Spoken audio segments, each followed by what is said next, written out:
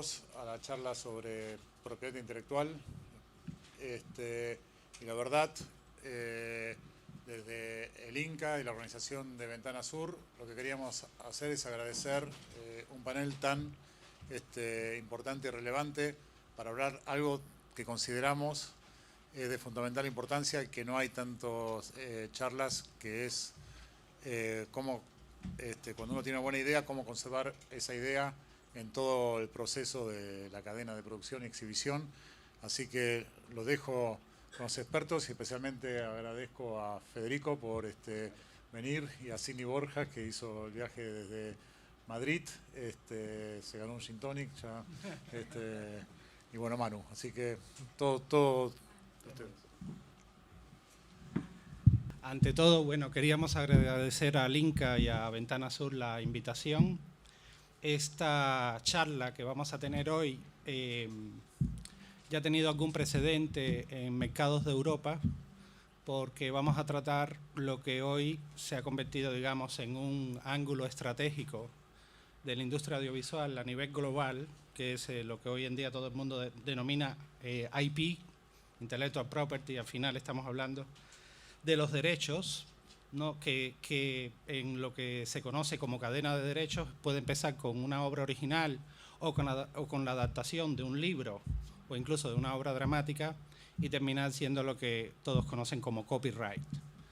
Hoy más que nunca se hace esencial abordar este tema porque desde hace unos pocos años para acá y sobre todo hoy mismo en día, el mercado audiovisual está cambiando a un ritmo brutal y estamos viendo cómo han entrado a jugar en este mercado un papel muy fuerte toda una serie de plataformas que conocemos como Netflix, Amazon, Apple ahora, Hulu y luego plataformas locales como Movistar, que lógicamente se están posicionando. Y cuando uno mira todo lo que está sucediendo, ve que incluso está dándose una transformación en la cadena de valor y en la posición que jugaban toda una serie de actores claves en la industria, como eran las casas productoras, los estudios y demás. O sea, estamos viendo que también se corre el riesgo de que muchos estudios o productoras que tradicionalmente sus activos y su valor han sido los derechos que tienen de las producciones que hacen, se están convirtiendo en una especie, digamos, de hub de servicios de estos operadores que suelen comprar full rights y quedarse el 100% de las propiedades, y eso tiene toda una serie de efectos, consecuencias y demás. En algunos casos muy positivas porque son fuentes de financiación y en otros casos también se corre el riesgo de que las secuelas de esas producciones terminan estando en manos de un operador y, digamos, quien concibió ese proyecto, quien lo desarrolló, quien lo puso en valor y quien lo impulsó y lo convirtió en un éxito, deja de jugar ya un papel en relación, digamos, a esa propiedad, a esa serie o a esa película. El caso más conocido que tenemos últimamente es el de Casa de Papel. Es un proyecto que nace en Antena 3 Studios y ahora es una propiedad de Netflix. Acaban de ganar el Emmy, pero las sagas que va a haber ya no. Antena 3 Studios, que es una casa muy importante, pues ya no juega ningún papel en el liderazgo y en la explotación de ese proyecto. Y esto nos da una medida de cómo está cambiando todo. Aprovecho para presentar rápidamente a quienes me acompañan, que en cierta forma significan esa cadena de valor. O sea, tenemos a Federico Andajasi, que es un gran escritor, adorado en Europa, con unos bestsellers que han recorrido el mundo entero, y que es un autor, yo diría que muy audiovisual. Cuando uno lee sus novelas, está viendo planos prácticamente.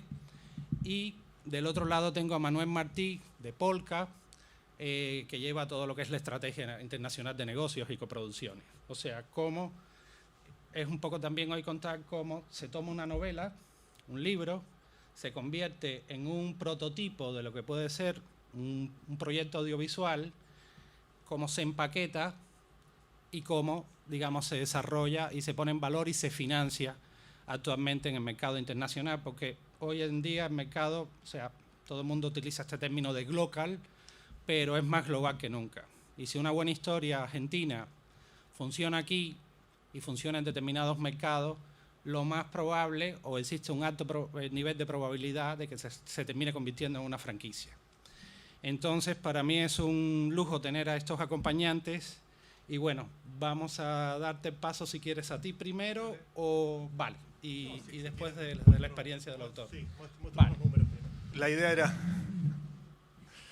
ver un poco de números de lo que pasó en los últimos 10 años en cuanto a series de televisión, que es lo que más fuerte se hace dentro de Polka. El título era un juego de palabras entre el Burn, Baby Burn y el Burn, IP Burn, porque la idea es que uno siente que se quema IP todo el tiempo. Digo, lo vamos a ver ahora en los números. Lo que vamos a ver es, primero, esto es lo que pasa en cualquiera de las cadenas de Estados Unidos, de las grandes, en CBS, en NBC, en ABC. Por año se compran 100 guiones, 100. O sea, se presentan miles. Ellos compran 100. De esos 100, a piloto pasan 20. De esos 20, al aire pasan 6. Y de esos 6, a la temporada 2 llegan 2. O sea que la tasa de fracaso de un guión que compra una de las majors en Estados Unidos es del 98%. O sea, como para ver esto que... partamos de que la calidad ya tiene que ser buena, de lo que se compra, lo que se produce y lo que sale al aire. Entonces vamos a ver un poco la cantidad. Estas son la cantidad de series por año en los Estados Unidos en los últimos 7 años. Vemos que suben de 216, 66, 288, 349, 389, 422 y el año pasado 487 series. Esto solo en los Estados Unidos, 487 series. Les apuesto que no las vieron todas porque es imposible verlas todas. Igualmente esto dio vueltas por todos lados porque es una charla que dio el CEO de FX, que fue como un número muy fuerte. Pero vamos a ver algo que es como una trampa de este número, que habla más que nada sobre el cambio en el modelo de negocios de la televisión durante los últimos 20 años. Vamos a ver. La suba en series en el cable básico en los Estados Unidos, que puede ser un AMC, un TNT, Stars, es del 136% con una baja en los últimos 2 años. Pensemos que el modelo de negocios del cable es un híbrido entre el de aire y las OTT. Tiene una parte que es de la pauta que entra por la tanda y otra parte de el fee que los cableros le dan. Cuanto más sean los suscriptores en el cable que tenga alguno de los canales esos, más le pagan. Como toda la televisión, la lineal, digamos, con un horario, en los últimos 2 años vemos que se cae un poco la pauta, se cae el fondeo de las series, entonces se cae un poco la producción del cable básico. Si bien sube en los últimos 10 años un 136%. Ya vamos a ver ahora por qué también. Vemos que el premium, un HBO, un Showtime, sube un 68%.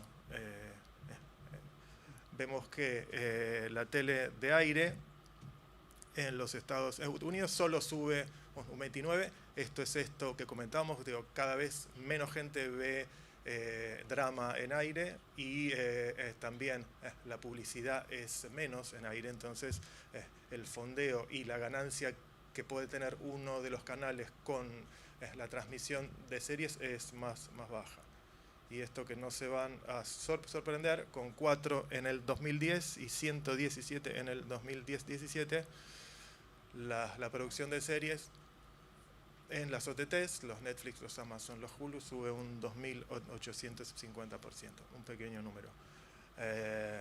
Digamos, si no era claro hacia dónde va el drama en la televisión, creo que esta tipo de gráfica lo deja claro. Ahora, ¿qué les decía yo de esta trampa que hay en estos números? Vamos a ver, ustedes, ¿se acuerdan? Yo soy grande, pero en los 80s las series tipo Dallas, eran de entre 22 y 30 eran las horas por año. Y el modelo de negocios de la tele era, bueno, yo hago 22 horas por año, es más, si es un éxito, hago por ahí más, y con cada una de las tandas en las emisiones de esta serie gano más plata. Hago la temporada 2, 3, 4, 5. Cuando ya eso se sabe que es un éxito, entra en lo que se llama sindicación, que se lo vendo a los canales más chicos de Estados Unidos y gano mi margen fuerte nace de eso y de la venta en todo el mundo. Entonces lo que vamos a ver ahora es entre 1950 y 2017 cómo cae la cantidad de horas por serie. Vemos que en los 50, un show tipo Yo amo a Lucy tenía 35 horas por año, y vemos que en los últimos 5 años baja en promedio a 10. O sea que hay series de 3, de 4, de 6, de 8 y de 13. Pero ese es el promedio.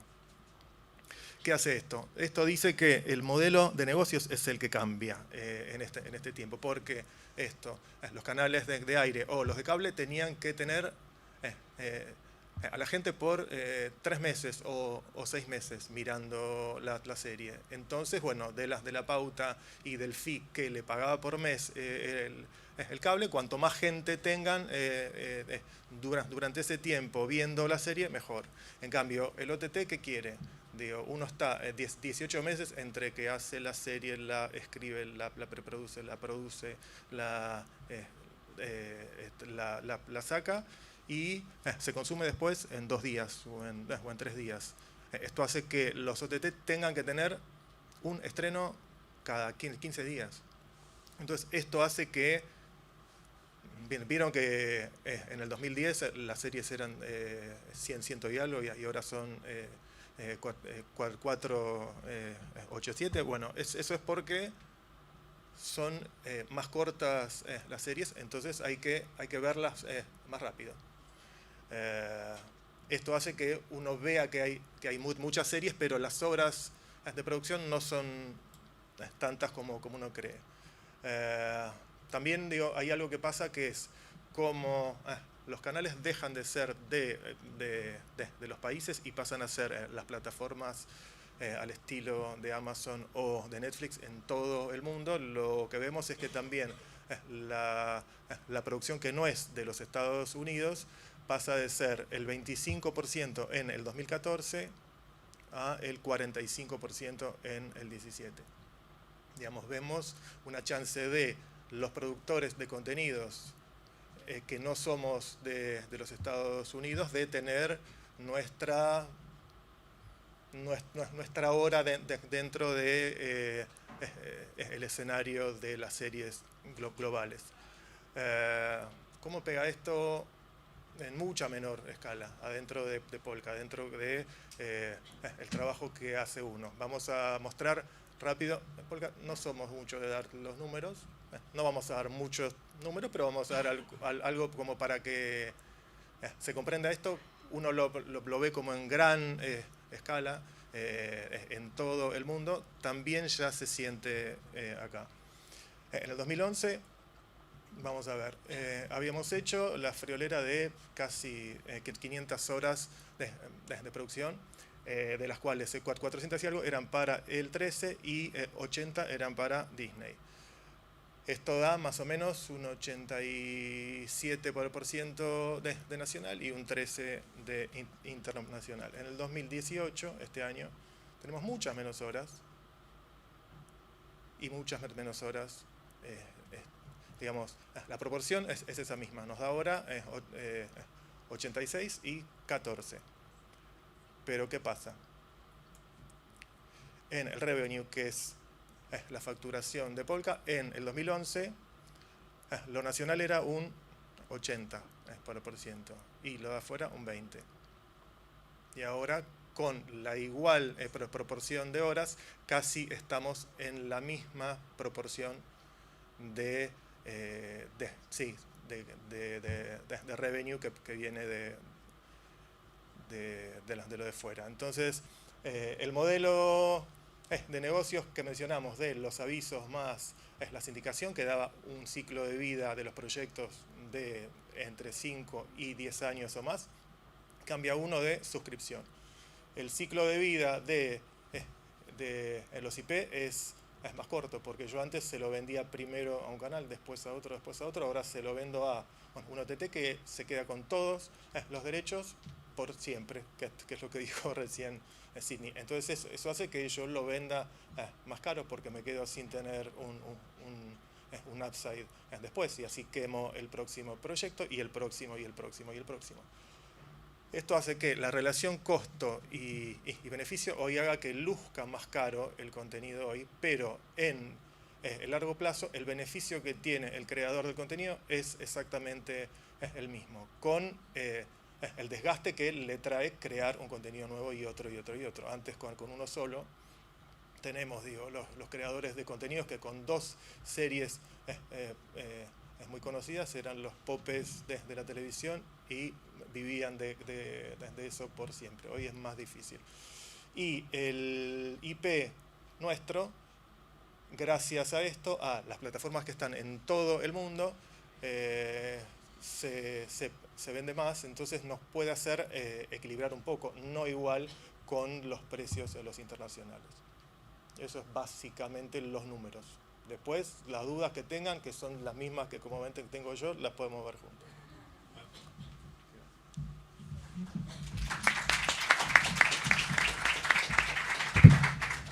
Bueno, básicamente a lo que hemos asistido es a la crónica de la desaparición de las ventanas.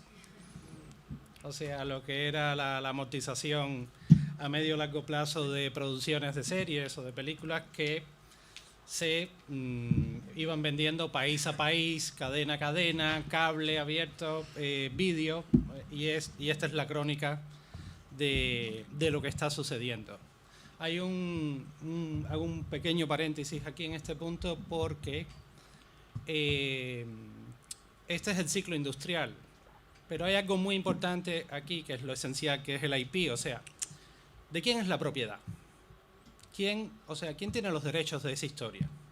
Y ese es un debate que hoy en día está encima de la mesa.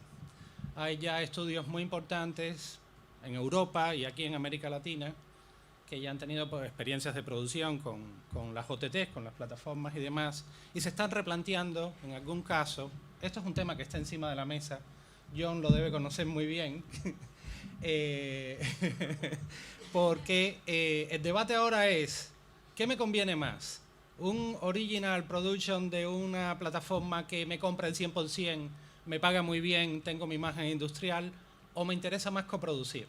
O sea, conseguir una televisión en mi país y para el resto de América Latina distribuir a través de una plataforma. Eso tiene unos efectos muy importantes en lo que es el futuro a largo plazo de la compañía, en que lo que es la productora no se quede como una plataforma de servicios, sino como una productora que tiene unos activos que son unos negativos, hablando hablando en términos, digamos, analógicos. Y ese es un debate que es muy importante hoy en día, y sobre todo por el ejemplo que mencionaba antes. Y hoy en día, o sea, es fundamental saber cuál es el ciclo de vida de una productora y cuál es la estrategia que tiene a largo plazo.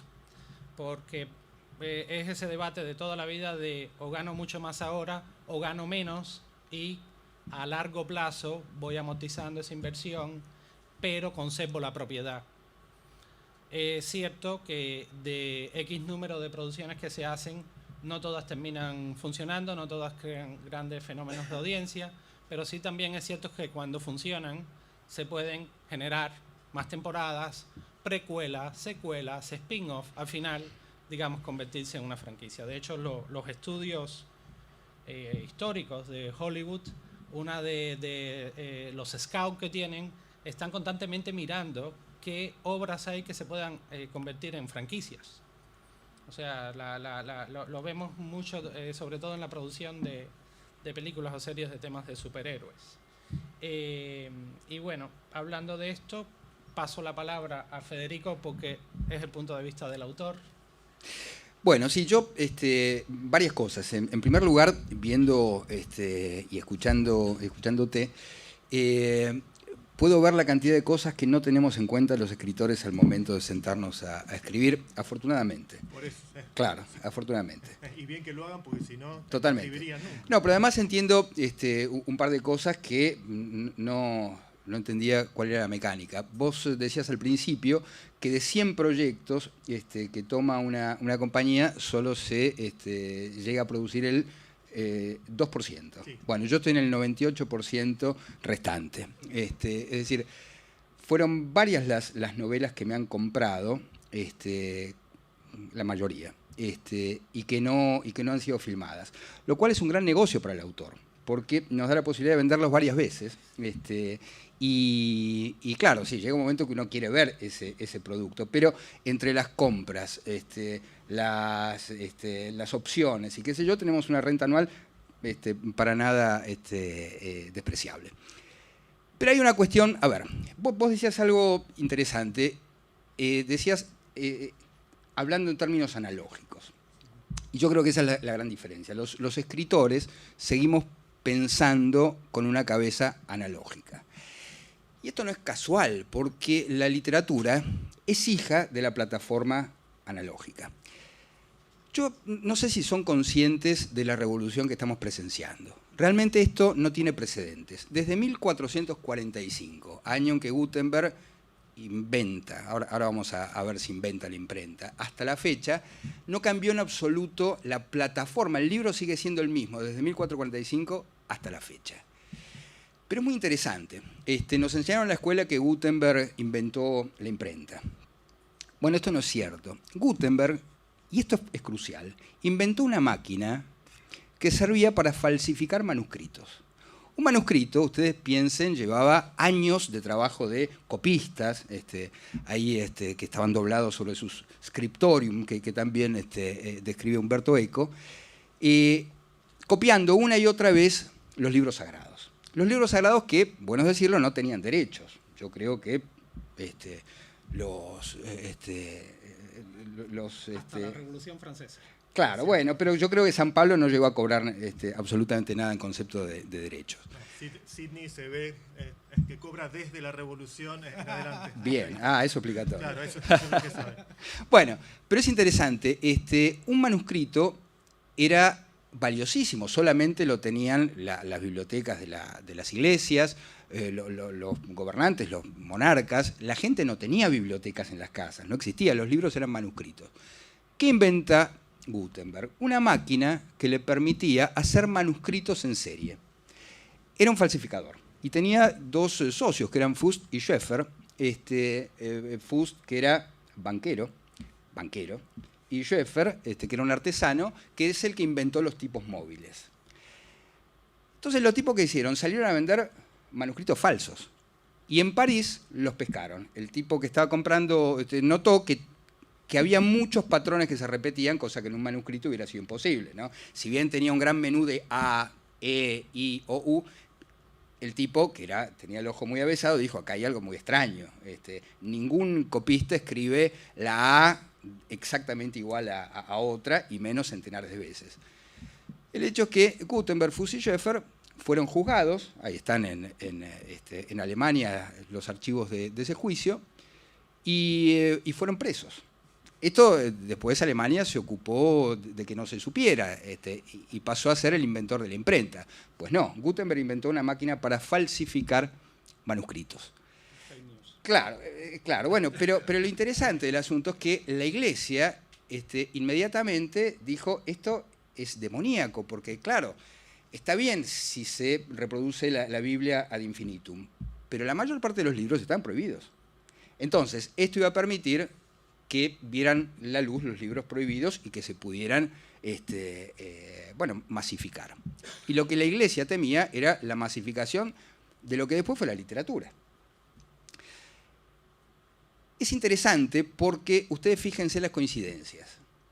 Los primeros libros digitales fueron piratas.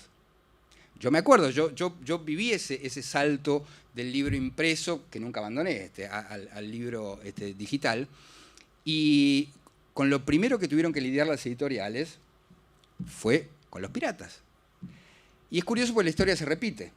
Después es la industria la que toma este formato pirata y lo industrializa. Es exactamente la misma historia del libro impreso. Bien, ¿quién es el que más se perjudica con todo esto? El autor. En uno y otro caso, en uno y otro caso. ¿Por qué? Porque son los falsificadores, los estafadores que siguen haciendo el negocio.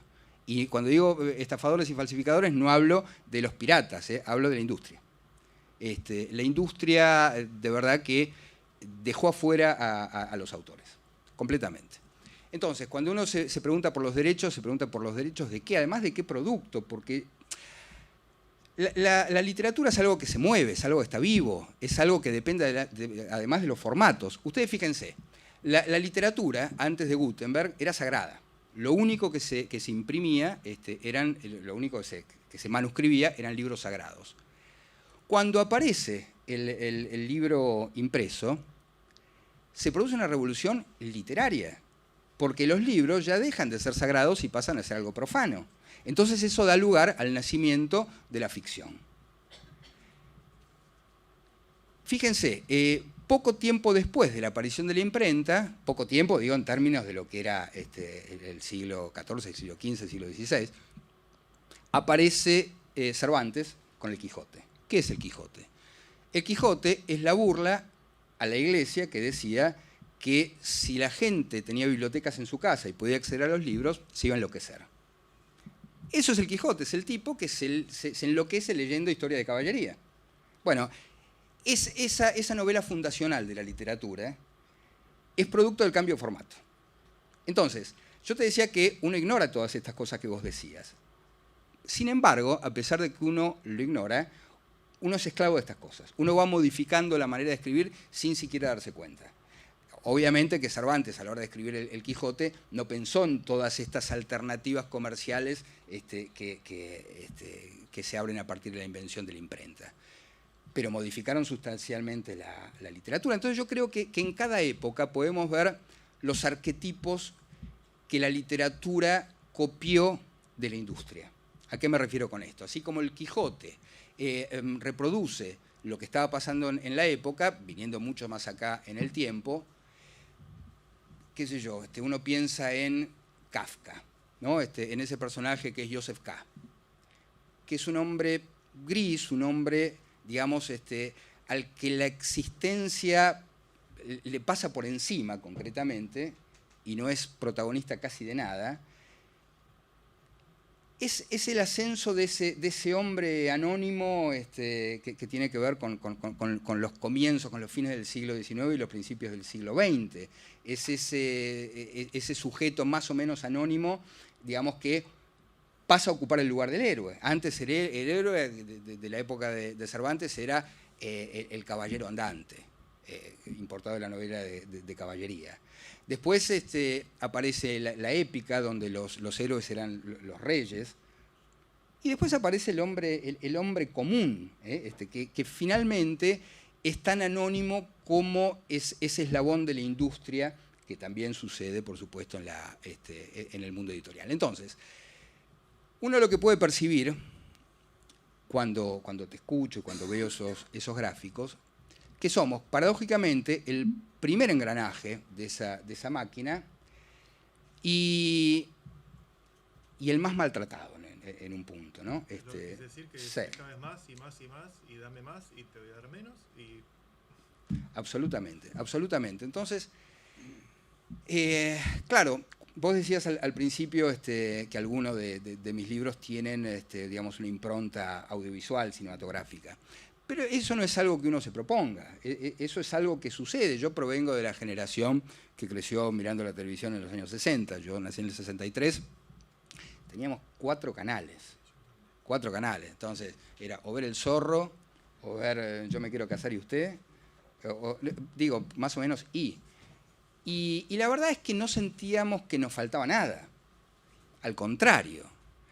Esa sensación que tuvo el mundo al ver que la literatura iba a apropiarse de todo, iba a enloquecer a la gente como el Quijote, es un poco la visión que tenían nuestros padres de nosotros frente a la televisión. Estos pibes se van a volver locos mirando televisión, se van a volver tontos, y no se equivocaban.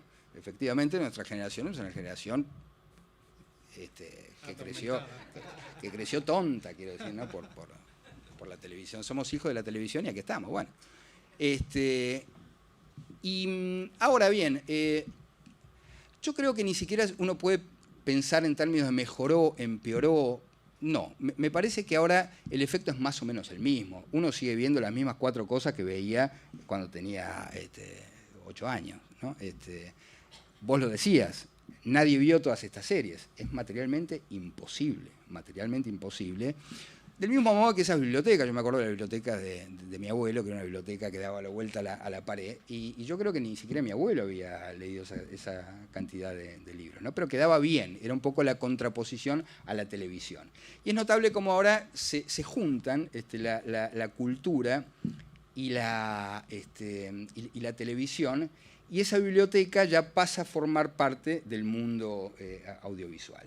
Cosa que los ingleses ya habían hecho hace mucho tiempo. Yo me acuerdo, era chico, pero esas producciones inglesas que pasaban los títulos al final muy velozmente, que no se veía nada. Bueno, ahí uno podía ver esa adaptación de la literatura al cine. Quiero decir, nosotros crecimos en la idea de que había una competencia entre el mundo de la cultura y el mundo de la televisión. Me parece que ahora eso tiende a ocupar casi el mismo lugar. Y el gran interrogante, la gran pregunta sigue siendo la misma, ¿no? ¿Qué pasa con los derechos?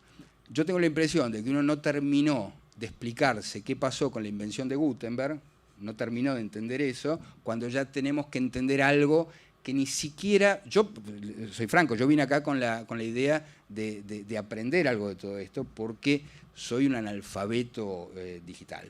La verdad es que no entiendo cómo suceden los negocios, no entiendo cómo se gana plata con esto, la verdad es que no lo entiendo y me resulta un misterio. De modo que yo sigo siendo un eterno agradecido de la cultura analógica.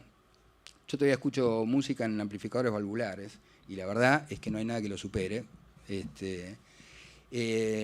Y con la literatura me pasa lo mismo, yo sigo siendo analógico. Y creo que los escritores todavía tenemos esta cabeza analógica y nos cuesta mucho ver el mundo desde este formato digital, que me imagino que tarde o temprano sucederá.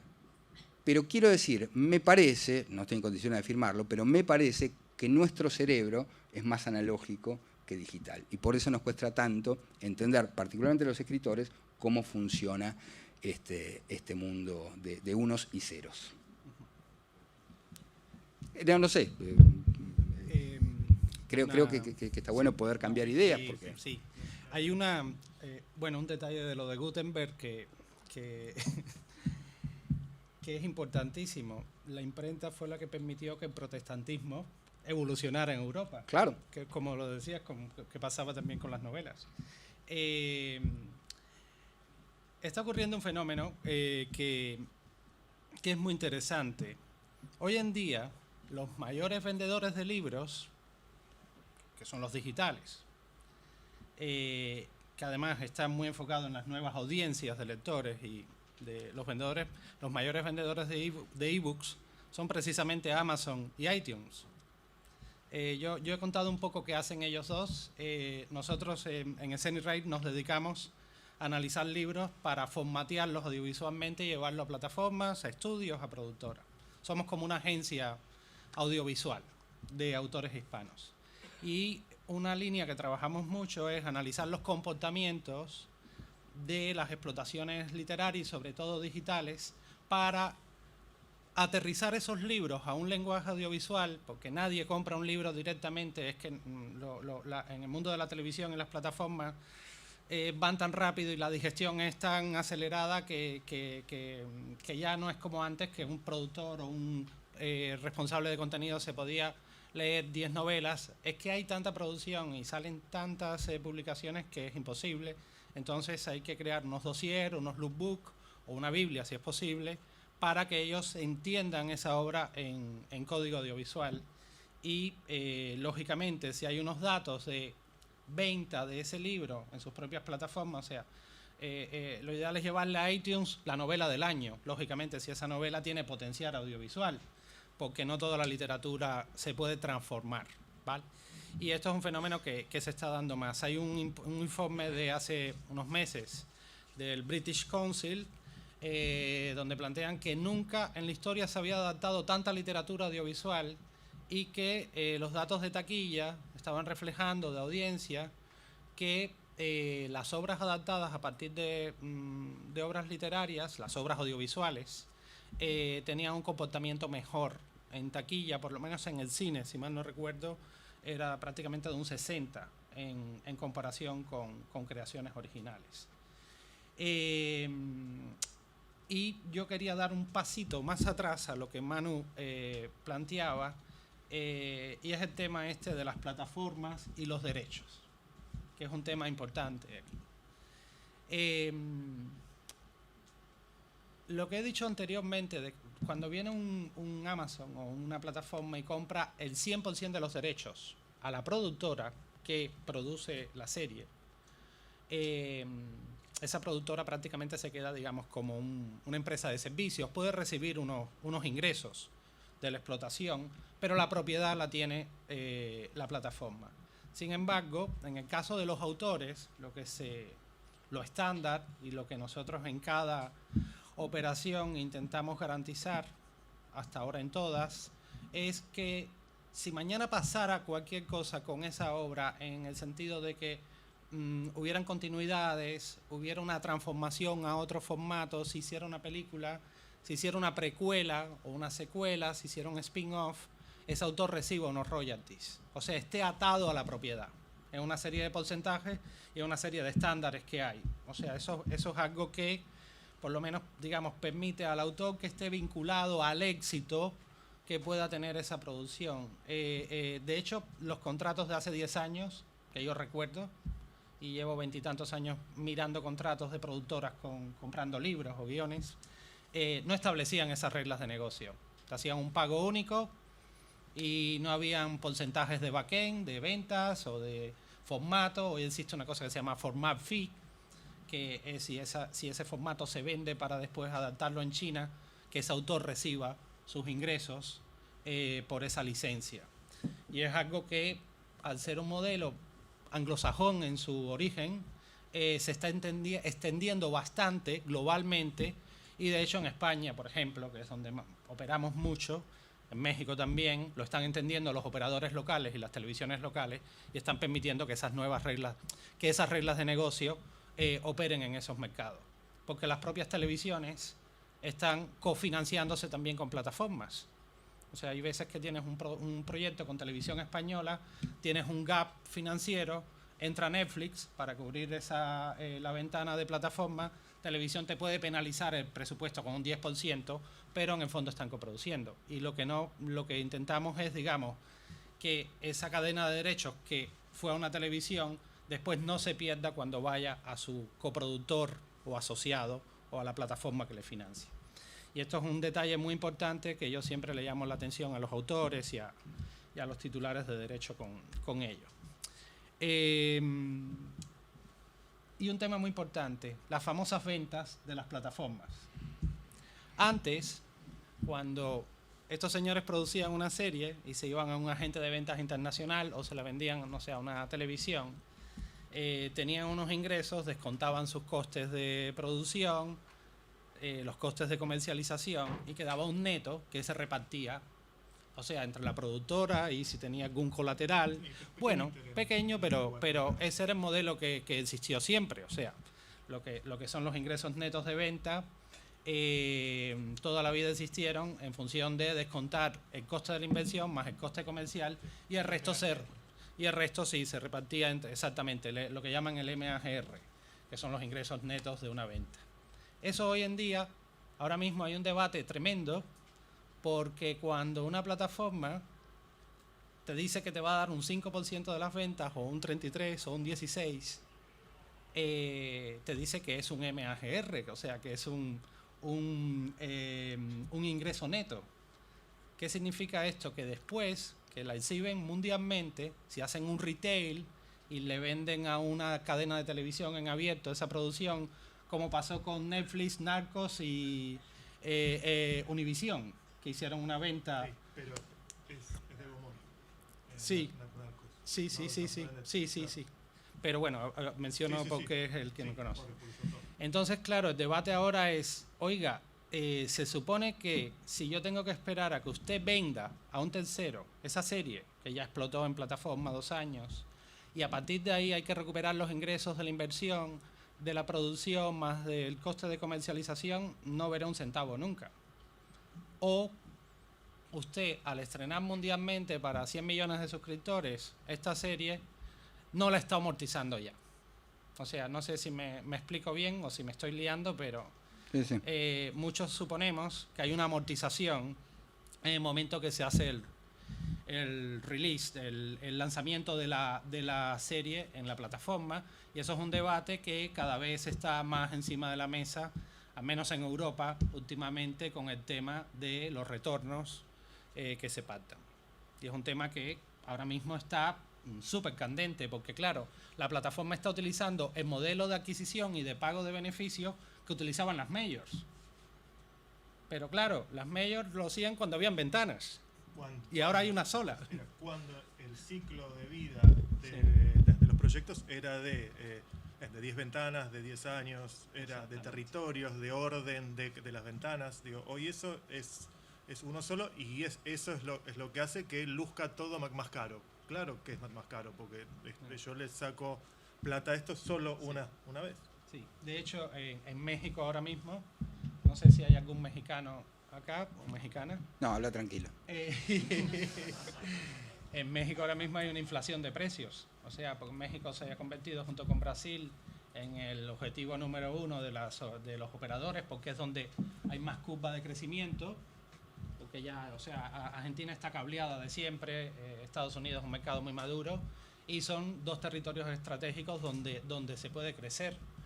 Y claro, los costes de producción y el personal técnico, o sea, está costando encontrar personal técnico, escritores, etcétera, en países como México ahora mismo. Nosotros estamos allí con 3 proyectos y lo estamos notando como los que hacen todo lo que es la producción están sometidos a una tensión constantemente con el tema de los precios, se está encareciendo mucho. Perdón, a nosotros nos cuesta incluso encontrar elenco. Porque digo, ahora está la serie de Maradona, la serie de FIFA, la de Monzón, 2 series no nuestras, y digamos los actores de calidad no son 100, son los mismos que conocemos todos, digamos. Está bien, uno pone 1 o 2 de los actores más conocidos, el resto sale de casting, pero digamos también las pantallas quieren tener nombres junto con sus contenidos que hagan que sus inversiones sean más amortizables. Bueno, esto también nos cuesta, tanto como con los autores, que la verdad que nada, esto que vos decís, digo, los libros van dando vueltas de un lado a otro, y los actores, que no, ese está en tal serie, no, aquel está en la otra, y nada, nos pasa eso, digo, van a ver a uno que sea el abogado de un narco en 10 series distintas, porque como le da el physique du rol, lo vamos a ver así. Cuando compraron los derechos del Anatomista, habían pensado en una actriz para el protagónico, no voy a decir quién es. Y ya después, cuando se pudo vehiculizar esto, ya no servía la actriz porque había envejecido. Sí, una actriz italiana. Una cosa muy, muy interesante que está pasando, hoy lo discutíamos por la mañana en una reunión de jurado, es la mirada de América y la mirada de Europa sobre los formatos, que es otro debate también muy interesante encima de la mesa.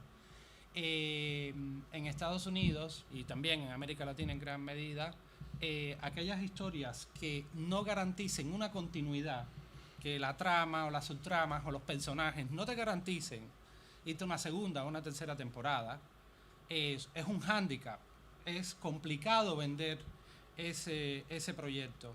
Sin embargo, en Europa, sobre todo en el mercado alemán y Europa Central, estamos viendo una explosión de miniseries que son de alta calidad, high concept, tal, 3-4 capítulos y demás. 4 horas, y, 5 horas. y te da una noción también, lógicamente, de que, bueno, eso yo lo considero una suerte, o sea, de que haya variedad y de que hayan diferentes tipos de audiencia, porque no todas las historias dan para hacer 3 temporadas, que eso está muy marcado también por el arco de amortización de las networks. Sí, de las OTT sí, más grandes. exactamente, y de las inversiones en producción y cómo se amortizan. Yo creo que el que haya un espacio para miniseries, como se está viendo en Europa, que hay muchísimas, y los ingleses también hacen unas maravillosas, está también porque, o sea, está muy marcado por una disciplina financiera de amortización de inversión que viene muy marcada por el cable y las networks,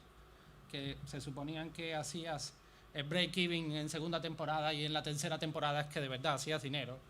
Eso, bueno, es un axioma, pero era como una doctrina que había, y al aparecer las plataformas y romper, y aplicarse lo del long tail, que es que no tienes que esperarte 3 años para que te estrene porque no hay parrilla con las televisiones o el cable, se ha abierto esa espita y se ha abierto, digamos, una ventana para el tema de las miniseries.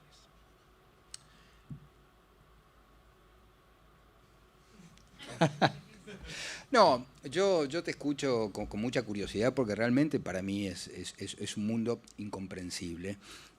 Pasan cosas extrañas, vos hablabas de las productoras europeas.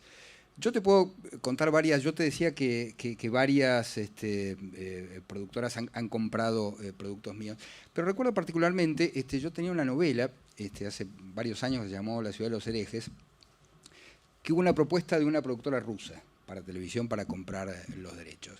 Y la verdad que se mostraban bastante poco serios, ¿no? los tipos, con lo cual mi agente de entonces me dice, mira, yo voy a hacer lo que marca el protocolo, le voy a pedir una pelotuda de plata.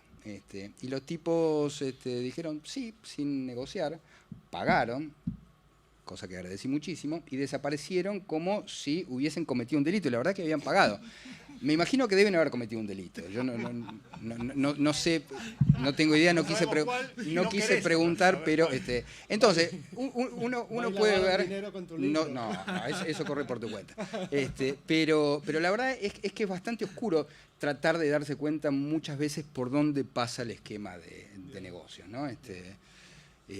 No sé, sigue siendo un misterio para mí cómo monetizar esto. Hay una práctica que ha existido, ahora menos, pero cuando el mercado era más controlable y habían 4 cadenas de televisión o 3 y 2 cables a los que podías ir, que era acumular propiedades importantes en el cajón con opciones para que no se solaparan y no compitieran.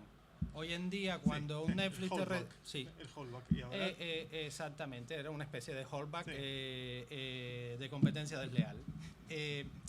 Y hoy en día, claro, al darse esta explosión, alguien de Netflix me decía que recibían de media 1.000, 1.200 propuestas diarias. Claro, a nivel global. No hay estructura capaz de procesar.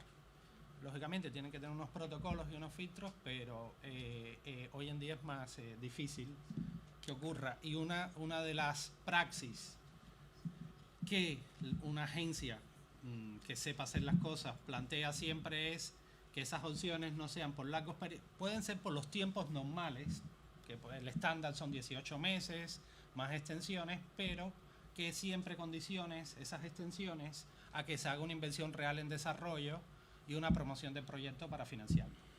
Es una forma, digamos, de que la obra no se quede en un cajón años. Bueno, muchas gracias. Gracias.